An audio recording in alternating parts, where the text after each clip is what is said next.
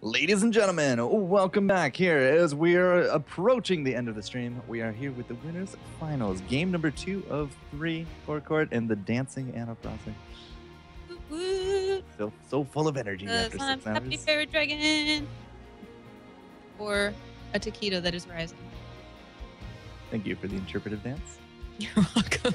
It's getting late, and I get weirder as it gets later. So, good luck, guys. Everybody turns to strawberries.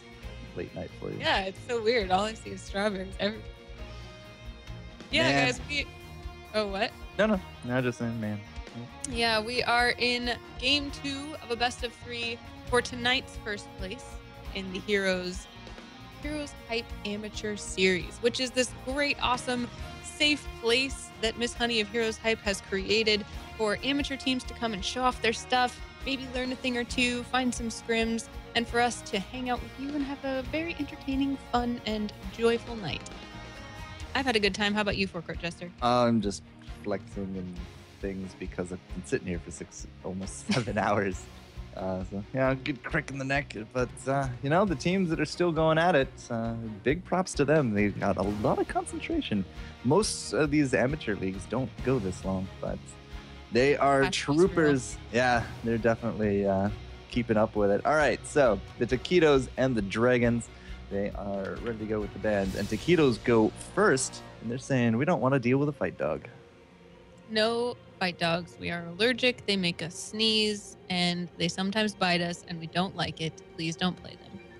And the response is no crazy uncles from the jungle. Same exact bans as last game. I do believe you are correct on that front. And Faerie Dragons is saying, when it ain't broke, don't fix it. First, no, that's totally a lie. They don't first pick Sergeant Hammer.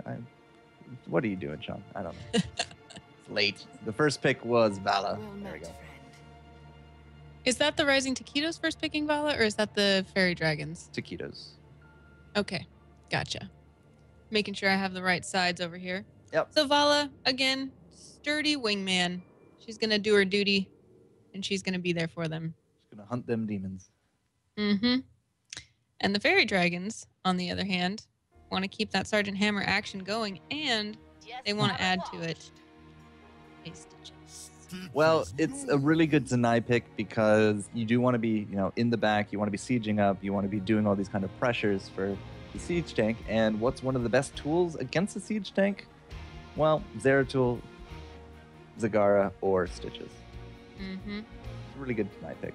Flip side, though, once more, bringing the beef. It is the death metal rocker with this good trusty healer, Malfurion. Quite a bit of pairing, these two. Yeah, and you mentioned that the Rising Taquitos have got to be careful to make sure that they use that mosh pit if they're going to use it. So maybe we'll see them inspired and moshing it up in this next game. One could hope. One could definitely. We'll see what they do want to do with that. And look at this. Fairy Dragons bringing out, can you believe, I don't know how they managed this, 3 games tonight. The Uther counter and the Zagara. What do you call Siege it? Sisters! Exactly right. Siege Sisters! I'm so excited. This is my new favorite thing in Heroes. Fairy Dragons keep getting this. It's like all I want to do now is play Siege Sisters. It's like I'm just really stoked about it. So hashtag new meta, Siege Sisters. I love it.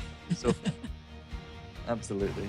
Siege Sisters have a very strong record with the Fairy Dragons. In fact, I believe they have a 100% win rate with the I think you are correct. Oh my. All right. Well, we'll have to see if they can keep up with that. Flip side, though, finally, something I've been really looking forward to. The double support Tassadar, Malfurion, Illidan combo. Very nice. And of course, Tassadar being able to do a little bit of double duty as he is a support, but he can do a lot of other things as well. So that's going to be exciting to see. And there goes the tweet. So, oh wow. And they even take the thrall on the back of it. Fairy Dragons know what is up. They really like this comp. Absolutely. They know what they want, that's for sure. Yes, they definitely do. All right, so we've seen this repeatedly from the Happy Fairy Dragons. They really like Thrall, and they really like the Siege Sisters. Putting them together with an Uther Stitches, that is a scary team. but we haven't really seen this to great use tonight. We've seen some Illidan, but not proper Illidan. I'm really hoping Taquitos can go with the double support, the ETC, and the never-ending chaseability of an Illidan. That could be, the straw that breaks this camel's back, but it's really hard against that long-range siege combo. Yeah, do you think that Illidan, even with that double support, is going to be able to jump in and get to Sergeant Hammer before she gets to him? Well, if the Illidan goes hunt, there's nothing you can do. He's going to get to you. And if you don't have like a siege tank, or if you don't have a counter stun nearby, Illidan on top of a siege tank, especially now that they've nerfed bullhead mines, it's really hard to deal with the Illidan sometimes. Like if you mistime a few skills, you're caught up by yourself. It's like a Nova triple tap, right? You can't really do much about it. If, of course, we do go Metamorphosis, then we're going to be looking at a lot of engages there from the Illidan as well. Yeah, I'm looking forward to this game. These teams are putting on some really good matches. And guys, if you can, find them on Twitter or, say hi to them in the Nexus. Please encourage them. Tell them thanks for the great entertainment that they've been giving us here and, the great learning that we're able to do from them. I would never have been introduced to the Siege Sisters if it wasn't for the Happy Fairy Dragons. True. Next rising team. Maybe we'll see them in the ESL Cups coming up because it's another great place to test your mettle against some of the bigger, badder names in the scene. But the Amateur League, of course, is promoting a lot of this experience that you can gain. I mean, right now we've done 6 hours tournament, which is not unheard of in a lot of the esports world, right? They've kept their concentration. They've made it here into the finals. They've got the ebb and flow. They now know how to make custom lobbies, invite people to them. They get the Stormcraft tool going, and they've been practicing drafting all night. I mean, that's a lot of experience now under the belt of these teams that we've never heard of, but they could be our next rising stars. It's the beauty of things like Amateur Series. And it's really cool. Again, this is kind of repeating what we started out saying, but being in closed beta right now, it's great for our scene to have something like this, where I know a lot of pro teams are going out and saying, okay, we want to get into this hero space. Who's the up and comers? Who's someone that we want to snag and make sure that we nurture from the ground up, and who is our player that we've put our brand on? And so something like this is really good all around for the players, for the teams, for the scene, for the game. And just always want to give love to HeroesHype for doing this kind of stuff in the community. Now, I'm going to tell a little bit of a story here, and some people will know it and some people won't. But Tempo Storm just recently picked up a little-known team called Symbiote Gaming. They're literally a bunch of people that got together, got themselves a manager who then was the primary money dealer for Kings of the Storm. Kitten of the Storm did fund $100 a week for a tournament out of her own pocket. Fantastic. Big props to her. And they did a lot of these tournaments. And guess how Symbiote Gaming became so known? They won a lot of those tournaments. Just a team of, 5-6 people that got together. They formed a team. They started playing. They started entering tournaments. Now they're widely regarded as the strongest team in Heroes. They started off as just like these guys. 5 people that got together and started playing. Who knows? Happy Fairy Dragons could be the future number 1. Could be the future number 2. They're going to the BlizzCon Worlds this year. Who knows? I mean, if you don't start playing and you don't start entering these things and getting this experience, well, you could miss out on a lot of opportunities. Oh, and they started and I wasn't looking great. Well, we actually are going to be on a different map. Surprise, surprise. Not Dragon Shower this time. We will be on Garden of Terror.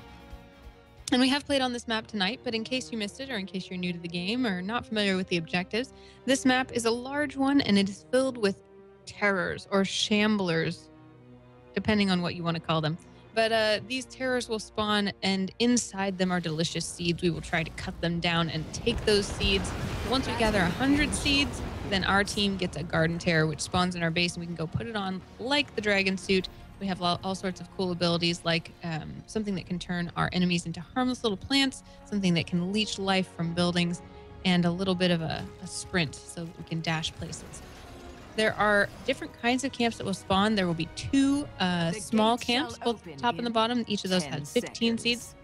And 1 big camp or 1 big shambler that is 60 seeds. So 90 seeds at the top and 90 at the bottom. But remember, you need 100. So you've got to get not only one side of the map, but at least a little bit of the other side as well. So you're going to see those players going at least for the small camps right away to make sure their enemies don't steal them, and maybe giving a little extra time to those big shamblers.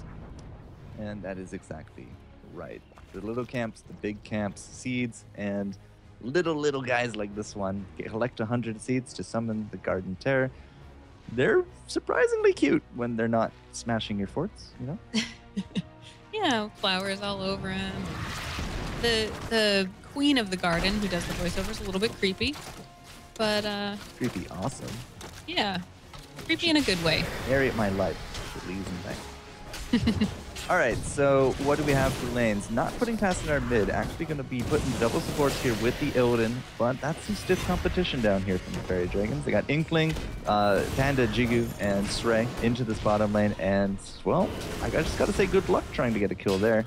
It will be ETC and Thrall into the top, and I'm not entirely too sure we're going to see a kill there anytime soon, but Don Lu is not on the Siege Tank this time. He is on the Zagara, and he's pushing this mid fairly heavily. Interesting, seeing Panda this time on the Siege Tank in a pretty cool looking skin as well. The default skin? I mean, the Siege Tank default skin is pretty cool, don't get me wrong. I like it in that color. Looks hot. Yeah, a Rise Chicken, not having the best of times up against the Zagara here, is actually going to get forced out, and that is not the best timing for the Chicken because the seeds have now spawned. And as you can see, the teams are probably going to run for those small camps. We see ETC grabbing one up here as well as Thrall on the other side. Those would be called your safe camps for your seeds. You're grabbing those as fast as you can and then trying to take advantage if the other team hasn't taken theirs, or make sure that you deny them the opportunity to take that big shambler. Yeah, the big shambler will take a lot more effort, and it does leave you vulnerable for, you know, backdoing strats from your opponents. You know, you're fighting out the shambler, lost some hit points, you're kind of corralled into a little bit of a corner. Yeah, just a little bit. So if you don't have bigger advantages, you won't see teams taking it early. It used to be a big rush to get as the earliest seed count that you can. These days, maybe not so much, but we do got 45 here for the Dragons rather than the 15 for the Taquitos, but we still got some big guys on the map, so we'll have to see what kind of ebb and flow we're going to get out of that. Buds and Nazgul just went right back to their lanes. Same here with Don Lu. Don is really taking Valor to town. She is getting zoned really hard, and you can see that in the experience difference already. Yeah, we see that creep spread doing really good for Zagara as she can kind of run back really quickly and escape, so she doesn't have to be too afraid of extending herself, spitting banelings and all sorts of Zergy creatures all over her enemy.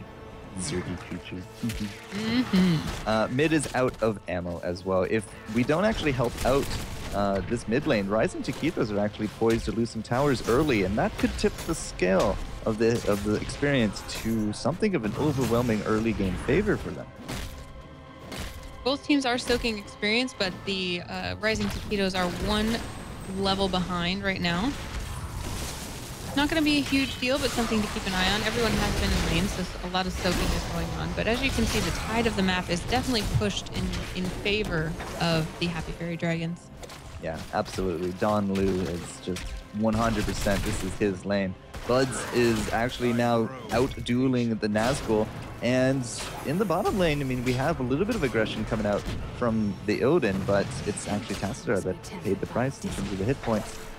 The bottom lane, like, Illidan in a lane is not much of a threat to anyone. He doesn't do very well in lane. He's definitely more of a ganker. But because they're all in the party lane, there's no pressure to apply to the other lanes. I mean, Zagara would not be pushing up so far forward if there was the threat of an Illidan coming up behind her. But there's no threat, so she's pushing as hard as she wants. Buds is dealing with top very well. And unfortunately, the Taquitos aren't really getting much out of this bottom lane whatsoever. Yeah, so if you were the coach of the Rising Taquitos, you would have encouraged Illidan to not die there in the bottom lane, but instead roam mid. For sure. Not dying is always number one. No matter what team, that's the first thing I tell you. Great. Coming down, though, Don Lu from the mid, I mean, was there any notice? Did the Val, I think, was already down here. So I don't know who actually surprised too, but Illidan could not deal with this early game range. I mean, we got the stuns and the hooks and the slows, and that leads us into a lot of auto attacks there from the Sergeant Hammer. The Zagara comes down, they get another tower. Look at this, again, one level difference. We're about to hit 10 if we can't do much about it, but everybody here is into this bottom lane. We don't have Thrall for this fight, and even that that is not stopping these Faerie Dragons from actually getting the advantage in this team. They're able to pick off ETC and finish what their opponent started with this Shambler, collecting seeds, and actually they already have a Garden Terror growing in their base, so they need to send someone back, put on that Garden Terror suit, and they can do some serious damage. 2-level advantage. We got the heroics here. We gotta be very careful not to get hooked, because a hook into, I assume, a gorge, but we'll see. And we got Earthquake once more. I'm a little surprised that we're going for this Earthquake, but because of Earthquake and Divine Storm, yeah, it's going to be the Putrid Vial, just like what we saw in the last game. We're saying if it ain't broke, don't fix it. Thrall soloed the top camp. They were able to collapse on top of the bottom. And the Faerie Dragons have something like, what, another 60 seeds in the bank already? Phenomenal. Something like that, yeah. Phenomenal early game. Yeah, definitely no loss in terms of Sergeant Hammer being played by someone else. Definitely still using her to her fullest potential. Grabbing this mercenary camp, making sure that pushing is still happening. They've got Siege Giants pushing mid, which Tastar has to be taken care of. And we've still got pressure in the top as Thrall continues to pound on ETC and vice versa. We did have some Stone Bros throwing rocks at the enemy team here in the mid. We do now actually have ultimates and heroics ready to go for the Taquitos. Metamorphosis, Reign of Vengeance, Archon, Tranquility. Once again, going to the mosh pit. Can Solo Nazgul redeem himself? That's going to be a big question here, but he's getting stunned at CC. Nobody wants to dance. Inkling, however, is losing a lot of his hit points. There's the Earthquake, and they're still looking for the kill on top of the battle cow. There it is. It's finally going to go down. It's really hard to get these mosh pit scenarios because you just continually get CC'd out of it. I'm afraid that ult is just not going to come into effect this match. Interesting use of the Garden Terror as well, as the Garden Terror didn't just kind of push in and wail on the buildings while the rest of their team took care of the team fight. They actually actively participated in that team fight, made sure their team members were safe, and then took off for this top lane, where they're pushing uncontested right now. Another thing is that Don Lu has the zombie plants. Zombie plants will cancel out a mosh pit, and that will almost guarantee you a death. They also had, the Illidan Metamorphosis went off, which is ticking down. Wow, I really got to update my UI because I don't see that cooldown. But, the Reign of Vengeance, Archon, Tranquility, we did not get on mosh pit. No kills. And, yeah, just the threat of the Garden Terror. The Garden Terror hits reasonably hard as well. I mean, the auto attacks are nothing to sneeze at. The number advantage, the talent advantage, and just the control advantage right now is all going the way of the Faerie Dragon. You can see a Nidus Canal actually just burst itself right behind the team. Zagara likely to be joining us bottom. Yeah, here she comes.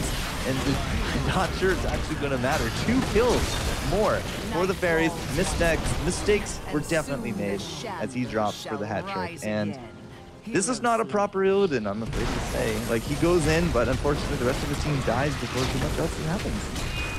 And I love to see that Nidus work going from the very top to the very bottom of the map, giving Zagara the mobility that she otherwise really doesn't have. It's very cool to watch that being executed. Yeah, and we just finally had the gallivanting ETC join us from the top lane. He took him a long time to join the fight. That was a 5-on-4 advantage. 3 kills later, 4 kills later, here we go. It's going to be the Metamorphosis, but the mosh pit gets immediately canceled out. Mistakes still being made, unfortunately, and no kills? No kills. There we go. Sray finally going to drop. There goes the Thrall as well. Don Lu almost taking home a Rise Chicken. Maybe went a little bit too ham, and perhaps... Ooh, saved by that creep, I think. Yeah, the movement speed on that creep tumor was absolutely 100% necessary. And trying to hide in a bush and Hearth back, but is denied. Zagara will go down. And there is only one Siege Sister left. Well, once again, she has the Nidus network. You got 1 in base, 1 bottom, 1 top. She's just going to pop right back out and start counter pushing once more as soon as she can. But there are seeds on the table. Losing out a team fight as soon as the seeds spawn, not the best of times. You definitely are going to lose out a little bit in that map control. This is a good opportunity for the Taquitos to grab themselves some seeds. Although it looks like they're more interested in fighting. Yeah, they were going for those seeds bottom, but as soon as they saw their opponents coming top, they all collapsed there. We'll see if that's worthwhile. Well, Sergeant Hammer. It will be in terms of Sergeant Hammer. absolutely worthwhile. If you can catch out the Sergeant Hammer, then you're removing a big threat to the team. Don Liu, once again, with this Nidus. Look at this. Come all the way down, gets himself a keep for it. Nobody to counter pressure. Very cool. Now that is what I've been longing to see in terms of Nidus play. I think that that's something that is one of my favorite mechanics that I don't see used often. It's something that we don't see an extensive amount on because a lot of, at least in the higher meta, a lot of the teams are very focused on team fights and what they can accomplish with that. And Nidus Canal doesn't really add much to your team fight. It's more map control. And when you have a hammer on your board, you got a Thrall, well, granted Thrall with Sunder. Oh, look at that. Double Nidus. It wins. You won't see Nidus too much, but so far it's working out great. Solo Nazgul here is actually, wow, that's a 3-man mod. That's something that we needed to definitely see here from the Taquitos to get the 1 kill with Stray. There we go. Stitches is fun. Going to drop. We do have Thrall getting out skin of his teeth. I do not see Inkling getting out of this one, but he did actually just get off a really nice stun combo, but it's just not enough. The Mosh Pit finally showing us why it's a popular pick and how to use it right there. No stuns, absolutely. There was no siege tank in that fight either, so it was a 5-on-4. Taquitos saw that and took advantage. It seems like Mosh Pit is going to be something that's best used in small spaces when all of the team is grouped up. This being a bigger map, it's interesting that we're seeing it being executed more effectively than we saw it on the Dragonshire. It's, yeah, absolutely. I totally agree with that. Yeah. It's getting really late. So I'm just going to agree with it, and yes, Anna makes a really good point. Panda Jiggy. We do have a garden Tager. A garden Tager. Mike Tager. Oh man, the garden he's Tager is pushing top. Body blocks, he can't go home. Look at this. That's amazing. Yeah, Panda Jiggy wasn't part of the last fight, right? That's a siege tank. Yeah, the siege tank actually went top to push down the fort because they lost the team fight. Unfortunately, they're probably going to lose this fort themselves because the other Garden Terror and the Taquitos is here and very healthy. But what's Zagara doing? Look at this. She's not part of the fight at all. She's on her merry way. Yep. Noticing her way around the map. Fancy free. It's once again, it's the split pushing mentality, right? She's not part of the fights, but nobody died in that fight. They got the top fort from the Terror. Belfray here does not have any hit points really in 26 seconds left on his Terror. They're not getting the biggest uses out of it. And Zagara has now brought enough pressure into mid that they abandon top and they go for the defense. But she already took down the gate. Yeah, her sacrifice was probably worth. And this Garden Terror, it moves so slow that any kind of indecision really is costing you benefit. So able to get just that last little flower pot off before it pops. And Belfray may be wondering, what could I have done to get more value out of that Garden Terror? Well, we even got like these catapults on top of the core, way there in the back. Not really too much to capitalize on right now, but it is something that you have to keep in mind. Catapult will be pushing out. Belfray got to be very disappointed with that Terror because it didn't get this fort. It brought it down to just under 3/4. But Zagara is still dead for another few seconds. We do have the mana advantage, and Taquitos, unfortunately, are just going to get shoved off. They cannot really deal with Hammer, Stitches, and Uther, not to mention a Thrall. So the team composition, again, showing some really big strengths with Happy Fairy Dragons. Yeah, we're seeing them, the Rising Taquitos falling back to try to grab those Siege Giants. The Happy Fairy Dragons are like, nah, those are ours. We're just going to take them, thank you. Grab them themselves, and it looks like they're going to also try and steal the Bruiser camp from their opponents, which it seems like they will be able to do. Meanwhile, Zagara with her Nidus network just showing up again where she's not wanted, pushing around that top lane as the Garden Terrors spawn again. She also pushed out Solo Nazgul from the lane to the ETC. So she pushes out the top. That means that we're going to have a lot of action closer to the gate here. And if the gate even takes any kind of damage or loses out the ammo, and we have another Shambra coming out, because the seeds are fairly even between the teams, we're almost guaranteed both teams actually have a Terror this round. That could be the big focus. It's either they're going to go straight mid for it for the keep, or they're going to smash the last remaining gate into the top lane. Yeah, it looks like the Happy Fairy Dragons happily realize they have a Terror growing in their base. They going to be using it to its full advantage. They also have their their bruisers and their siege camp up and ready to take, which they've kind of neglected. So we'll see if they get around to that. If not, as we can see, the rising Taquitos are up there at the top working on that Shambler. And they could try to collapse on it, although it looks like the Happy Fairy Dragons are going to make that very difficult. Sray got in and stole some seeds, but overall, it was a very even seed split. Oh, the hook not going to land. And yeah, again, top lane, it's missing some of that ammo already. It's not really damage, but ammo does really count when it comes to it. Who is going to be taking Dragons? It looks like it was Zagara, and it's looking more like it'll be Tassadar. Or they're going to put Vala in it.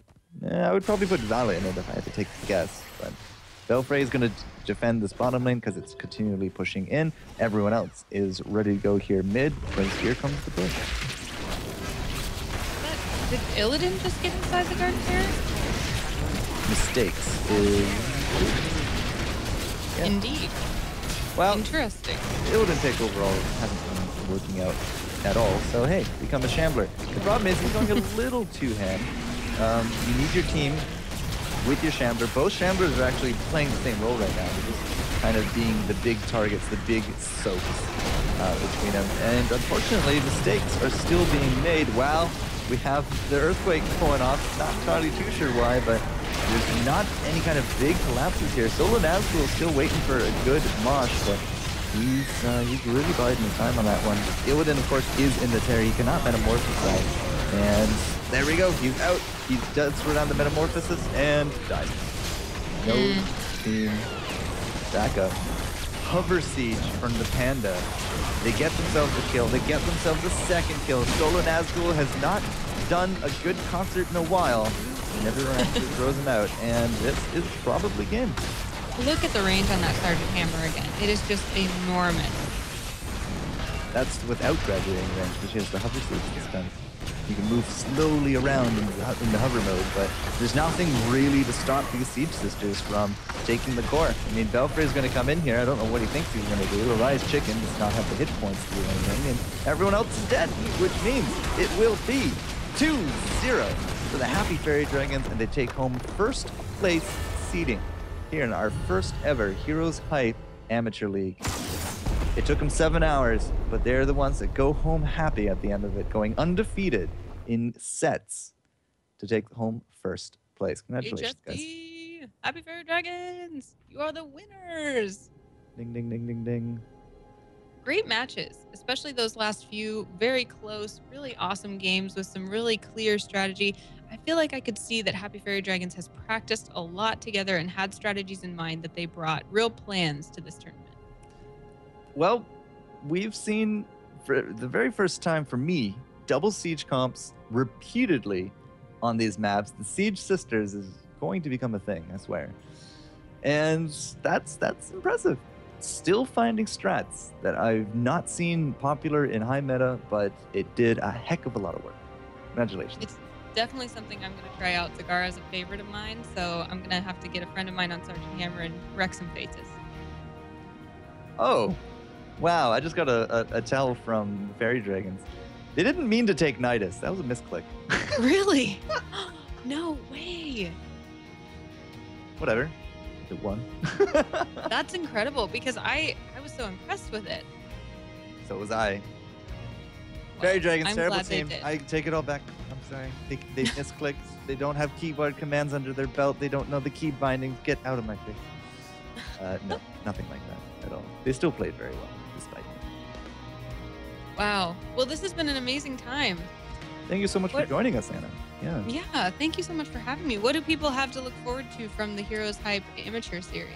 Week 2? Next Wednesday, right? I believe you can find signups on the HeroesHype page, and we had 19 or so teams tonight, which is phenomenal. Hopefully we'll grow more. I think we're going to trim down the tournament section, so it's not 7 hours next time. But yeah, Wednesday nights is the proposed team right now. You can find Miss Honey out there on Twitter. She runs the HeroesHype. She, I think, is in chat as well. And the admins, of course, we do give thanks to everyone that has helped out, all the teams that played. It was a good night. It was definitely a good night. And we give thanks to our viewers because somehow we ended out over 650 of you by 2:30 in the morning by my time. You guys are pals. Thanks for coming. Troopers, for sure. Miss Anna, thank you so much once again for joining us. Where can people find you if they like what they see, like what they hear? The best place to keep in touch with me is on Twitter at Anna Prosser. It's the same as my name in chat if you've seen me. I'm also on Twitch at Anna Prosser, and I stream every day except Sunday, either on my own channel on Twitch or on Misclicks or on things like this. So, Misclicks, again, is this community that's built to kind of provide support and to uplift female geeks and gamers. We have some cool shows. We have a live Dungeons and Dragons show, as well as a Heroes of the Storm talk show called Eye on the Storm. So if you haven't watched that yet, check it out. We try to do similar things, educating, talking to pros, talking about the community, and playing a little bit as well with my co-host, Gilly Weed. And so check that out. That's on Thursdays at 7:15. So you'll see us this weekend. Actually, if you know, let's see, who's going to be on? I think it's Shane Gucher and Xander the Gamer this Thursday. Gooberface So- and Xena. Yeah, so come check it out. And we'll have a good time. So long story short, Twitter, Twitch, great places. Pretty much everywhere else you can find me at Anna Prosser, except for YouTube, which is Anna Prosser TV. And if you want to see my work in esports, be sure to check out Good Game Agency's teams like Evil Geniuses and the Alliance. Those videos come from me as well. You do a lot in the esports realm, Miss Anna, and we thank you for it. I try. Yep. What about you? Where can people find you? Don't know how many of these I'll get to host, but I'm definitely aiming to at least start off the series. But yeah, as I see on screen, Four Court Jester. You can find me out there at Twitch, Twitter, YouTube, and Facebook. I cover basically just every tournament that I can. I don't stream personally. I don't like to do it. It's just a personal thing. But every weekend or so, we do like to cover Kings of the Storm, ESL Cups, and now the Amateur League. So a lot of Heroes content. You can find me out there. I also run HeroesFire.com. Perhaps a site you've heard of. Made the talent calculator, the guide systems, and we're integrating Hero GG more and more. So people seem to like that as well. I had a little finger in that one as well. So thank you so much again, Heroes Hype and the Amateur Series, all the teams. Your freezing webcam, Anna. It's amazing. And we are done. So congratulations to the first seed. Second seed will be played off stream. They're playing right now, but we are done. Thank you so much, viewers, for joining us. And next week, 8 p.m. Eastern, 5 p.m. Pacific, will be week 2 with a little bit of an updated format, hopefully. So hopefully you'll join us then. Hit the follow button, hit the subscribe, find us out on Twitter. It's an amazing time to be in Heroes. And with that, good night, and have yourselves a wonderful week. And I gotta hit all the buttons. There it is.